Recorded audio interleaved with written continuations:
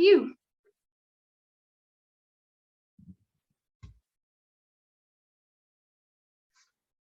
Thanks very much, Benny.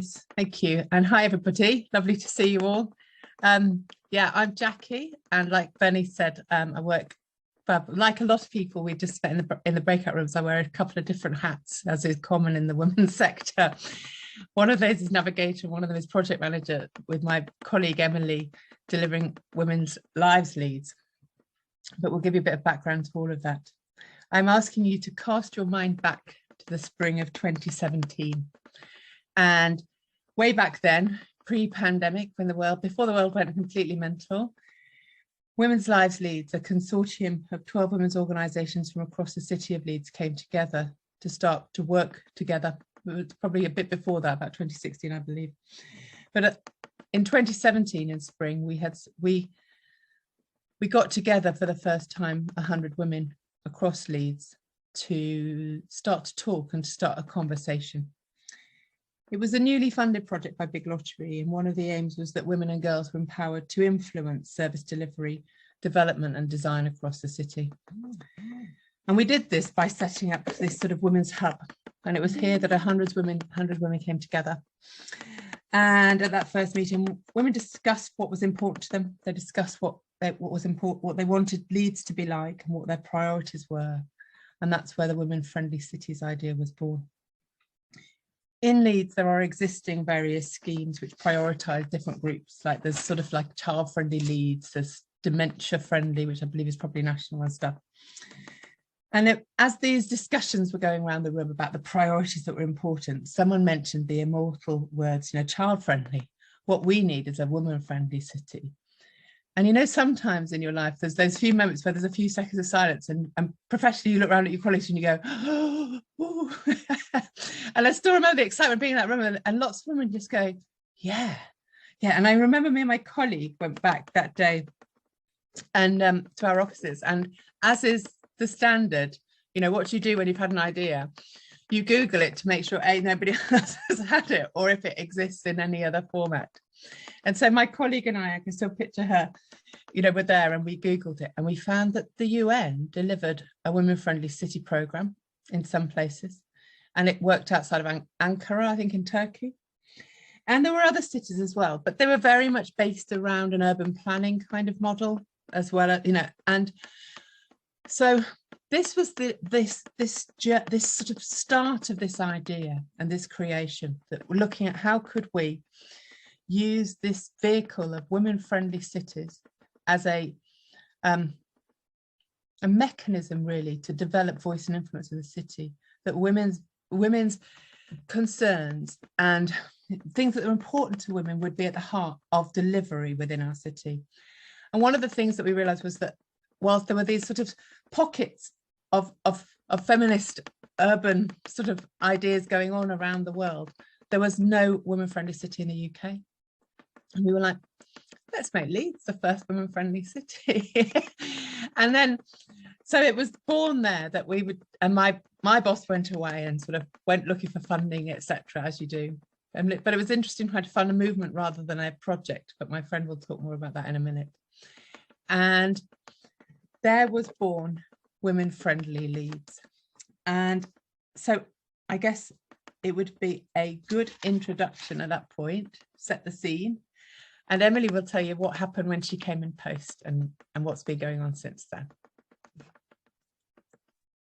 Thanks, Jackie. That was a really good intro.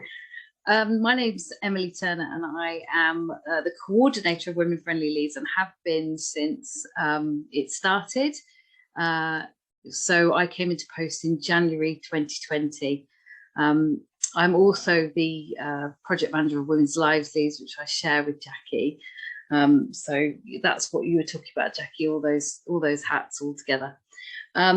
Women Friendly, it's very interesting because it's a movement rather than a project, as Jackie alluded to, and movements are very different beasts, as I've come to kind of learn the way that they work, the way they grow, the way they engage, and the way they're monitored, and the way, you know, and how to kind of evaluate something like a movement is very different. And it's all about kind of really hearing the voices of women and girls in the city, what their priorities are and what's important to them, and then taking those voices and making them be heard by those decision makers, and to have that sort of gendered perspective on anything that's happening on any level to do with anything in the city. Are we considering women's needs here? There's lots of needs of lots of different types of groups of people, and of course intersectionality comes in as well. But you know, from our perspective, we wanted to have that gendered focus as the city kind of develops and changes and things happen. So that's the idea, and we wanted sort of, you know, everything to come from women and girls, and everything to be pushed through via their voices, so to hear exactly what they're saying in their own words, and that be the driver. So that's how it works. And we wanted women to lead safer, more fulfilling, more equal and healthier lives. So they were our sort of themes. So we have hub meetings where all the activity sort of is born from, so that it comes from women and girls. So we have the main women's hub, we have Vocal Girls, which has 2 hubs, an 18 to 25 and a 13 to 17 years hub. And then we have the culturally diverse women's hub as well, but other activities and community conversations and all sorts of things go on as well as that, and focus groups and stuff. But they're the hubs that we run. And those hubs are really those kind of places where we come up with this ideas and things like that, and then shape the campaigns. And the campaigns are, you know, based on that voice, and are what decides what we deliver and how we deliver it. Pandemic hit March 2020, as we all know, 2 months in. We're like, yay, how on earth do we drive a movement where we're used to bringing women together in hub meetings, and how do we do that when we're just, you know, all online? As everyone, we adapted, we got on with it, did it, you know, but it did kind of shape certain ways of doing things in a slightly different way. And the key one was surveys. Will you believe it? I hate a survey, but it turns out women don't hate surveys. I quite like them. And we started by doing a survey quite quickly into the pandemic about the disproportionate effects of the pandemic on women. Not that there aren't disproportionate effects on men, but there are ones on women which are very different. And we had just short of 1,000 responses to that survey, and learnt that the key themes that came out there were employability mainly, mental health, physical health, and, as always, voice and influence. And we found that the things that women were saying were literally the same things that they'd said before. Luckily, the city had done what's called the City Listening Project. So it learned some of the things that were important to women, and we then could compare. And the same themes were coming up, but it was almost like they were exacerbated by the pandemic, and, you know, in particular, employability. Jackie will go on to talk about that a bit later. And then later, as has always been a key theme for us, was women's safety. That's always been a very important factor. We did a safety survey as well that had 1,371 responses, and that really was the driver to drive lots of kind of the work that we've done in the last year or so. Coming up in September, it'll be a year on sort of women's safety and the things that we've kind of influenced and challenged, and initiatives that we've put in place. So I'll talk about that a little bit later. We run sort of programs of ways in which people can get involved, because we want lots of people to get involved in the movement. I can't run a movement. Sorry, it's my phone. I'll turn that off. I can't run a movement as a single person, or even as a small team. A movement, it needs hundreds of people to drive it, which is one of its biggest challenges of all, is to kind of get people to have the confidence and the skills to be able to sort of engage and drive a successful movement. But we have a program of ambassadors, so women can sign up to be an ambassador. It means that they're passionate about it and they want to kind of get involved, and we can communicate with our ambassadors. We can do consultation with them. We can, you know, and they can kind of drive events or activities or various different things. We have allies as well, because our male, which is a position for men and boys, and our male allies are amazing, and we do some really kind of intense work with them as well around the Women Friendly Leeds movement. And it's one of our real plus points, I would say, is how well we engage with men in the movement. And then the third way we engage with people is through pledge making. So we invite businesses and organisations, but also individuals, to make a pledge around Women Friendly Leeds, which is usually something that they're doing already in their day-to-day lives or in their work or whatever. And we sort of encourage people to make it into a pledge, and that shows the growth of the movement. Lots and lots of stuff on social media and through newsletters and communications, which is sort of more important than it's important for everyone, of course, but in the projects that people can see what we're doing and jump on board and get engaged. So there's lots and lots of that.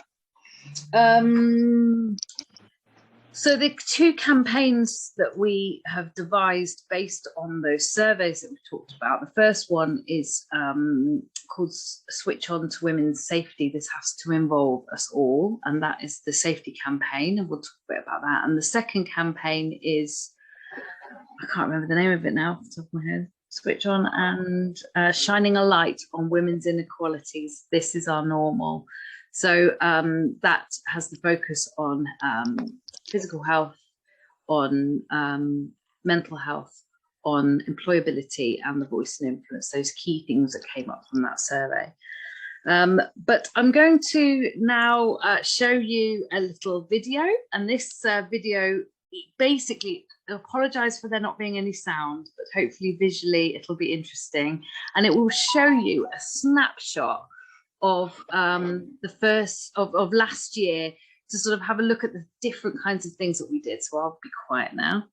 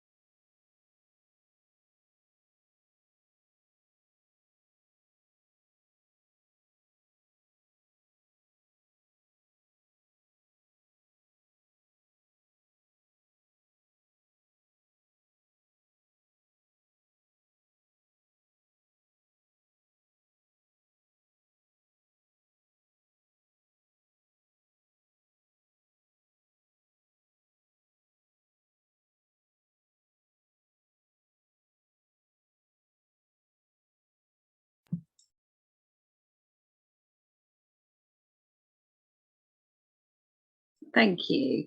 So I know that I went really fast, but it was just to kind of show you a bit of a flavour of the different sorts of things we do, you know, all those conversations that we have, the consultations that we do on anything that happens in the city, you know, the menopause meetups. There was some stuff in the Health and Wellbeing Board, and the conversations that we have there. You know, it was just to give you a kind of a flavour of the different work that we do around the movement. So I now want to share with you a little presentation. It's hopefully, I'm going to do it in less than 10 minutes, really quick. But this is specifically on the safety survey, because it was a kind of quite a massive piece. We didn't mean for it to be a massive piece of work, but it turned out to be a massive piece of work, because we got quite a lot of responses, and it was really key in driving quite a lot of stuff, changes to be made in our city, and I'll talk to you about that as we go forward. So this is the safety survey report, findings and recommendations. Next slide, please. So we did this survey in May 2021, and the report was launched in September 2021, and the aim was to really hear about women's experiences and feelings about safety, learn about their ideas on how to tackle the issue. And it was important that we heard about not just the experiences of safety, but also about women's feelings, because of course we know lots of women don't report anything. So it was to kind of really understand what was happening, that didn't rely on statistics that came from reporting, which often when you hear statistics on the subject of safety, it's all based on reporting. We had 1,371 respondents, as I said, which was an overwhelming response, and really showed that women were very keen to talk to us about those experiences and feelings. The forward was done by Tracy Braben, who is the Mayor of West Yorkshire, and she was very keen to, as VOG is, and violence against women and girls is her #1 priority. She was very keen on learning about what we found, our findings, to really kind of shape the initiatives that she wanted to put in place. And the report came with 7 recommendations at the end. Next slide, please. There we go. Thank you. So we asked when and where women felt more or less safe.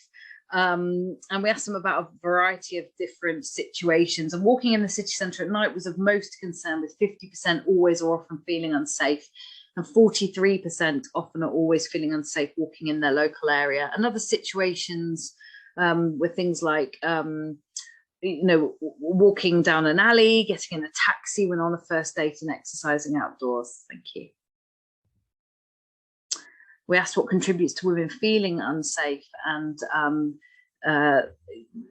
by far the biggest single factor that I identified was men's behaviour, but also 97% identified being a woman just in itself was affected their personal safety in Leeds. But other things like drunken behaviour, lack of people in certain areas, poor lighting, lack of public transport, and a lack of a visible policing were other elements that women identified as to make them feel unsafe. And measures taken by women to protect themselves, 91% said they did take measures to try and protect themselves from sexual assault and harassment, which of course we all know that. And it was, you know, incredibly high, which goes to show that women do just kind of do things automatically without even thinking about them, without even being conscious of them. And lots of the kind of campaigns, particularly from the police, tend to sort of go down the route of saying, you know, giving tips to women about how to keep themselves safe, which of course this proves that we don't need to be doing that because they already do it. And also, why are they doing, you know, why is the emphasis on them to keep themselves safe rather than on perpetrators not to do it in the first place. And the things they did were avoiding certain places, walking fast, crossing over the road to avoid men, avoiding being out after dark, and carrying keys, hairspray or pepper spray. This quote here: sometimes I avoid going out altogether if I'm not sure who's going to be there or how I'm getting home. There were certain venues I hesitate about visiting because of the certain part of the city where they are is difficult to visit. Thank you. And what forms of harassment have women experienced? This was interesting because it doesn't necessarily reflect what comes back from official reporting. So 85% of women had experienced being leered at, catcalled, or wolf whistled. 74% had experienced sexual comments or jokes. 58% unwelcome touching or groping.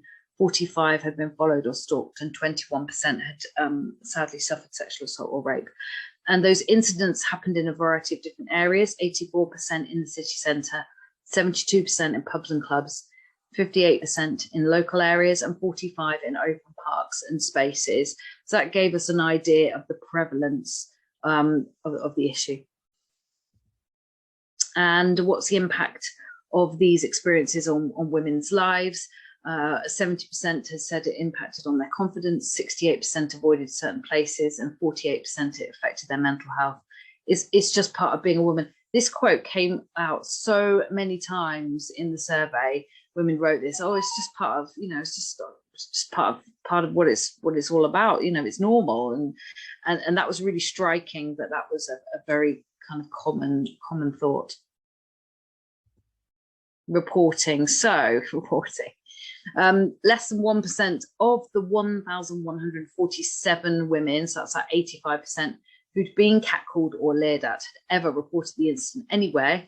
And of course, that's not really a surprise, because where would you report that kind of stuff? It's not particularly a criminal offence. So where does it go? It just gets left.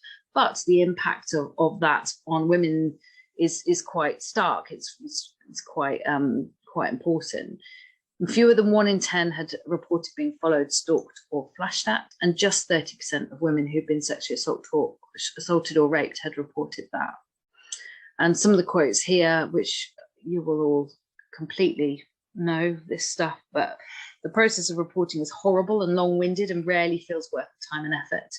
And it happens all the time. I thought no one would care. And that's the kind of quotes that were coming back as to why women didn't report. Next slide. And then we asked what would make them more likely to report. Things like knowing the report would be taken seriously, confidence that it would stop it happening again, and having a convenient reporting tool, and knowing what could be reported and how it could be reported. And there were some suggestions, positive suggestions made as well. They wanted a clear communication from the police about what would be done about reporting different incidents, like a step-by-step process, what it looks like, what happens. Changes in police practice, supplemented by a wider supportive social context. Training as well was mentioned. Visible city centre campaigns, alternative reporting like through an app or through a third party, and female police officers responding to reports of rape and sexual violence. At the moment, you can ask for a female police officer, but they're not sent as a matter of course. And if they're available, because you can ask for one, then why don't they just send one every single time? And that was something that came through. So there were loads of ideas. I'm going to hopefully not do all this talking, talk through it all, but we asked an open-ended question, and women wrote at length because they had lots and lots of ideas. 65% of the people responding to the survey wrote something in this box, and this open box, and I had the joy of reading every single one of all those thousands of responses. Policing and criminal justice was a theme. That police presence, female police officers, reports being taken seriously, addressing this victim blaming, which women felt still happened, and understanding the barriers, a sensitive and caring approach, and training. Reporting, so better options that are easy and anonymous, a way to report those sexist harassing behaviours, and clear publicity about that reporting process. Social change, so obviously through awareness raising and education, a whole school approach, and also workshops for men to address that general culture change, which they said needed to happen. And having that high profile campaign that's really widespread and visible across all contexts. If you think about, drink driving and how that became very uncool, when I was a kid, my parents generation used to do drink driving all the time, and now it would be very sort of badly looked upon. And if there was a high profile campaign everywhere, in every context and situation, in pubs and clubs, in parks and open spaces, on buses, on transport, in the city centre, on billboards. So we're really kind of saying this message over and over again to everybody would be a good idea. Place-based changes, lighting, CCTV, night wardens, nighttime buses, that kind of stuff. Venues, so ideas for an Ask for Angela scheme, or change, doing a new Ask for Angela scheme, women-friendly safety schemes, and recommending venues on apps, and transport, lighting, visibility, panic buttons, women-only night bus, nighttime conductors, prepaid taxis, this sort of thing. Thank you. And the 4 key focus areas that came from the results from the survey was the safest Leeds city centre, especially at night, safer venues and transport, a focus on education and awareness raising to challenge the attitudes that undermine women's safety, and the involvement of women in all decisions about safety planning. And the recommendations, those 7 recommendations. So our first recommendation was for this local visible communications campaign that basically says, don't do it. If you see it in others, call it out. And if it happens to you, then report it. So speaking to everybody on all levels about the issue of women and girls' safety. Second one was a clear, robust, yet simple reporting mechanisms. So we need to make them simpler. We need to make them work better. We need to tell them tell people what they are and how they work. Number 3, a safe nighttime space. So working with women to develop a safe nighttime space to include female wardens.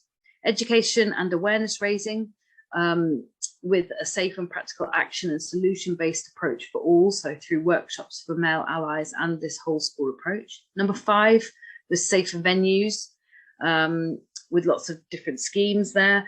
Number 6, transport. Women to feel and be safe on public transport, so a campaign and nighttime conductors and taxis. Number 7, involving all women and girls. Ask us and include us, please, before you decide. Thank you. And we've already made a start on quite a lot of this stuff, and this is what I wanted to talk to you about, because the safety survey was very current.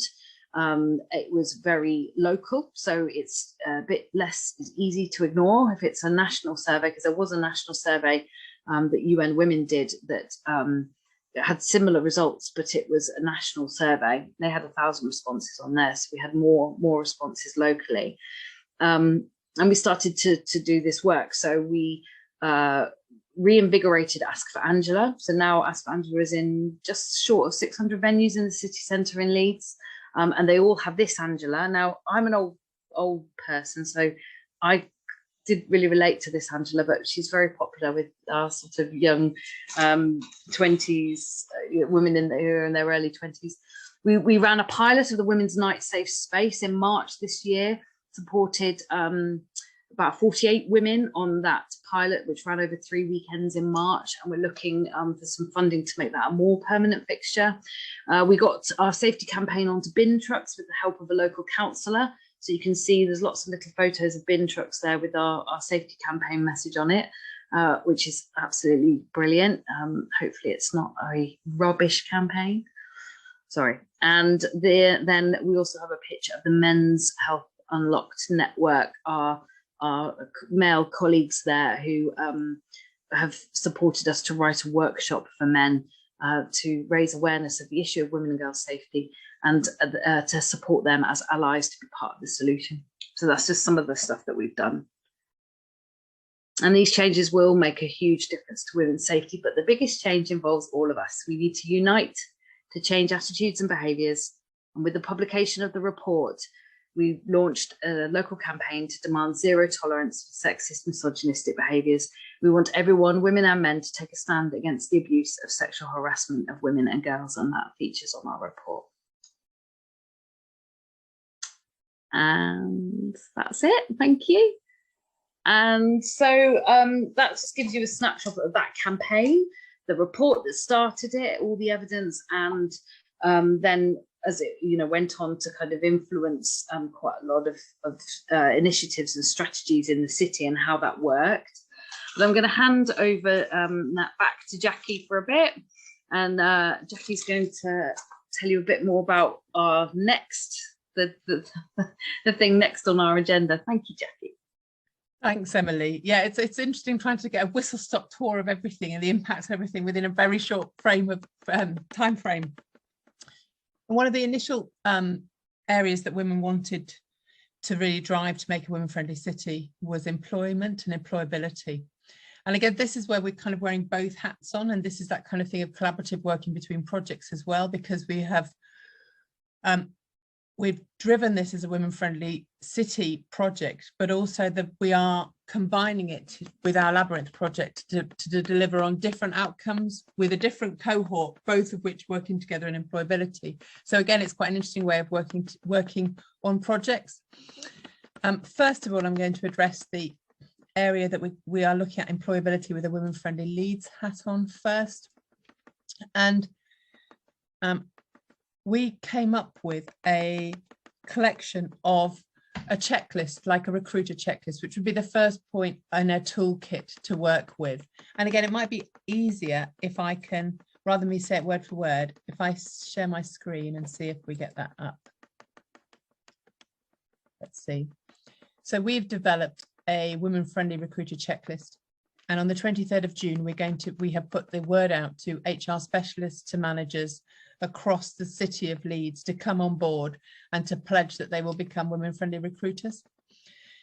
So we looked at things and just went through the kind of things that people have told us act as a barrier to them being employed, and said, well, why can't we say to recruiters, actually, why is this the case, and is there any way that you could look differently at the practices that you've got in place?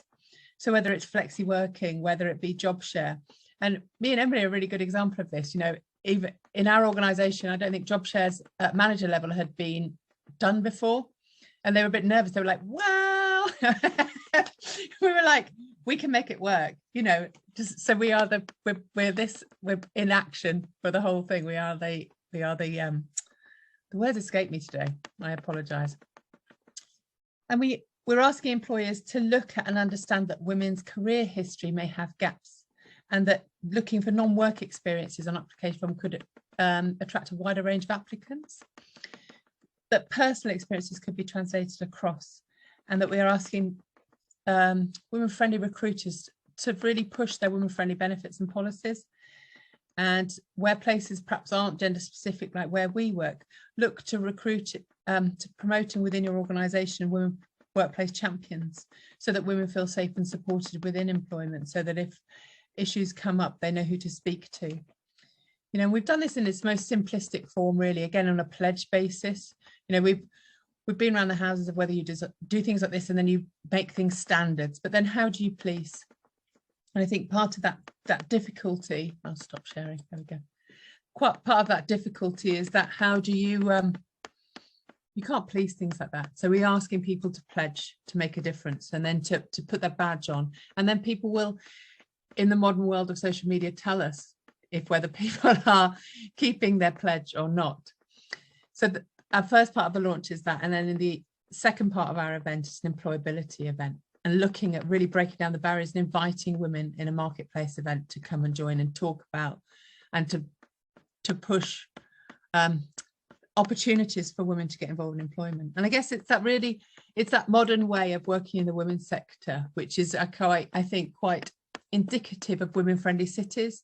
So we've got two really quite distinct, different, disparate groups we're trying to reach within an umbrella framework, within two different projects, but we're seeing how we can intersect those to make the finances work, to be able to do more with less. So yeah, we hope to be, it's a month today. She says nervously, just looking on her calendar and seeing what the date is. But no, I think it's that kind of thing of, Emily, hopefully we've given you a flavour of the women-friendly city movement. And I guess it's that kind of, I think what we have perhaps alluded to, but not overtly specified, is that it's about making allies across the city. So I think often the temptation with campaigns is to be the person on the outside and be the critic rather than the critical friend. And what Emily has done in her role of coordinator has been to be that real passionate critical friend of the police or wherever, so that actually we've developed relationships, so that we're invited to the table to be part of those conversations, so that the hub is the women's, it's part of their equalities assembly, and they have asked us as our women's network to be there, that act as that function. And I think it's part of that movement growth. Thank you so much, Jackie and Emily. I know for me it was just fascinating, and I'm always inspired by everything you do in this work specifically. I want to open the floor to questions, whether it's anything about this presentation specifically or anything that you're thinking about for your area, making it more women friendly or starting a similar movement of your own. Yes, any questions? And if we don't have questions in the moment, we can also email anything later. Fernanda, I think you have your hand up. I do. I'm just so inspired by you know, the whole of the presentation from the beginning. And I live in Folkestone, and we have serious issues with women's safety. In fact, I have been running for the last, well, since January, around January, self-defense classes for women, because so many women asked me if I could do something to help. So I've been thinking a lot how, you know, could I work with the sort of kind of local safety coordinator, which I tried and spoke to, but there seems to be a lot of yes, we will kind of come back and do something, but not really practically. So anyway, just going straight to the, I would love to be able to do something similar inspired on what you're doing. And my question would be, or whether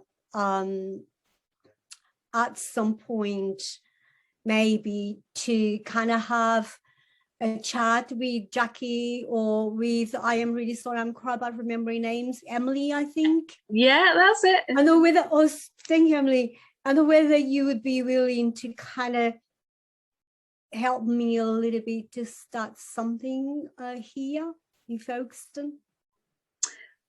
Of course, I'd be more than happy to have a chat with you about it. I think the main things that I found really helpful, because I mean it was all just to kind of like discover as we go along, like what works, and what really did help was the surveys were just like massively helpful, because we then had a gift of some evidence that we could hand over to, you know, and building those relationships with all those key decision makers, you know, in the city. We needed to get to know them, we needed them to sort of trust us, we needed to not be coming from that aggressive, not that anyone would come from an aggressive stance, but I think in the past it has been very much like this isn't good enough, you need to, and we came from like, here we go, here's a gift, this is what people think, and we'll help you, we can do it together, and also pitching it as, you know, our tagline is better for women, better for everyone. So you know, kind of really framing it as a kind of, this is great for everyone. I mean, look at the recruiters checklist. I mean, that is like women friendly, but it's actually everybody friendly. It's not really women friendly at all. In a lot of ways, it's just friendly for all different sorts of people. So it's that kind of thing. But yes, I'd be happy to meet and have a chat with you at some point. Thank you very much.